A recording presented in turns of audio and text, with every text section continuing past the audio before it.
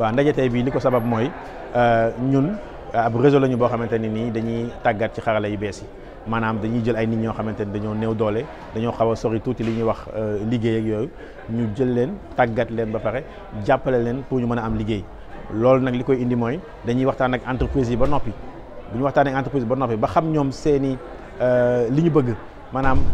profil li ñu bëgg ñun ñu dem daal di jël xale yu mel noonu tàggat leen ba pare ñoo ni entreprise ñii kat tàggat nañ leen te anam yi ñu leen tàggatee xam naa ne bu ñu ñëwee ci seen entreprise du ngeen ci am lu leen metti boobu ba léegi nag ñu ngi koy def 2017 ba léegi formé nañu ay junni nit muy Sénégal muy ci Afrique bi nga xamante ne ni moom laa jiite te lépp liñ ci jublu mooy naka la xarala yu bees yi mën a jàppalee ñi nga xamante ne ni amuñu doole xale yi nga xamante ne dañoo jàng ba yéey seen i kayit te amuñu liggéey ñu leen di jëlaat di leen tàggataat parce que jamono yi xarala yu bees yi boo ci góorgóorloo tuuti mën nga cee liggéey loolu moo waral ñu dajale ñi nga xamante ne mooy suñu partenaire Afrique bi yëpp ñi kat dañuy waxtaan weccante ay xalaat ci ni ñuy tàggate xale yi ba tax na ku ci nekk da nga mën a jàng ci sa morom ci li muy def ci dëkkam loolu yëpp ñu koy def nag tey waaye di ko def semaine bi yëpp ca Saly ay ateliers yoo xamante ni ay experts la ñuy invité ñuy wax seen i xalaat ñi nga xamante ne dañuy tàggat tamit di weccante ay xalaat pour que ñu mën cee génne ay recommandations yoo xamante ne ni dana mën a jariñ ñëpp. ONG bi nga xamante ne ni dafa xalaat ni moom liggéeyam mooy mu war a dem war a mën a di gas ay teen pour nit ñi am ndox ñu jàpp ni xarala yu bees yi boo ko jëlee it mën naa liggéey lu mel noonu ku ci nekk rek li ñuy xool mooy naka la askan wi mën a jëmee kanam te tey jàpp nañu xarala yu bees yi day mënatoo def dara te mënoo ko da ngay gis koo xamante ni sax day jaay ca marché ba waaye buñ ko tàggatee ci xarala yu bees yi mu commencé jël la mu jaay di ko dugal ci internet bi ndax mu gën a gaaw a jar te loolu ñooñu dañ leen war a gëstu dañ leen war a jàppale te ñooñu dañoo bari ci askan wi. C'est là on a fait une ouverture institutionnelle avec les institutionnels, avec les invités des acteurs de l'écosystème, mais pendant 4 jours on va se retrouver à Saly où là on va avoir des ateliers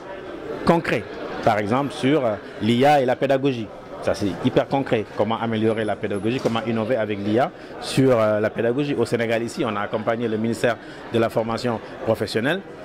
sur la maîtrise des outils digitaux des formateurs des centres de formation professionnelle. Que ce soit un centre de formation professionnelle en horticulture ou en menuiserie ou en bâtiment. Je pense qu'un formateur aujourd'hui, il a besoin d'être au fait des nouvelles technologies qui lui permettent de gagner en temps et en efficacité dans sa salle de formation. À la base, le Simplon, aujourd'hui vous avez les ONG. Si on prend les ONG, c'est-à-dire une ONG, elle peut dire, moi, mon secteur d'activité, c'est l'eau et l'assainissement. Je vais aller chez moi à Matam, dans les villages, pour mettre des latrines, etc., pour améliorer les conditions de vie. Nous, on s'est dit que le numérique aujourd'hui peut être un levier d'inclusion sociale.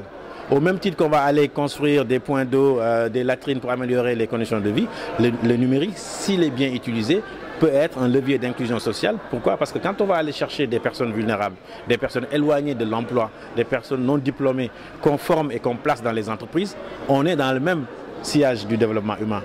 Et ça, c'est une des valeurs de Simplon, c'est-à-dire qu'on ne forme pas pour former. Si on forme et qu'on n'est pas en capacité de donner une opportunité, de travailler pour que le bénéficiaire puisse avoir une opportunité, on n'a pas réussi. Les perspectives, c'est justement, le réseau il est déjà créé, maintenant il faut le faire vivre. Là, l'Union européenne, nos partenaires nous ont permis de porter ce projet-là sur 2 ans. On travaille déjà sur une stratégie de pérennisation. On est en discussion avec d'autres partenaires. On est en discussion avec l'Union européenne sur le prolongement de ce projet-là, au-delà même peut-être de la zone francophone, parce que l'Afrique, c'est pas que l'Afrique subsaharienne, c'est aussi l'Afrique anglophone, où nous sommes présents également.